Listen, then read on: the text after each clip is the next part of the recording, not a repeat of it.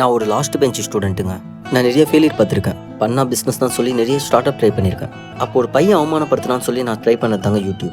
அதோட சக்ஸஸ் எனக்கு கிடச்சது இந்த அசட் காலேஜில் என்னை சீஃப் கெஸ்ட்டாக கூப்பிட்டுருந்தாங்க. இது தாங்க என்னோட ஃபஸ்ட்டு ஸ்டேஜ். நான் இந்த யூடியூப்பில் பெருசாலாம் ஒன்றும் சம்பாதிக்கலைங்க. ஆனால் நான் சம்பாதிச்சது இவங்களோட அன்பை தான். அது போதுங்க, அதை விட வேறு என்ன வேணும். நான் போன கொஞ்ச நேரத்துலேயே கேபிஒய் பாலானாவும் வந்துட்டாரு. அதுக்கப்புறம் வேறு என்னங்க, ஆட்டம் பாட்டம் கொண்டாட்டம் தான்.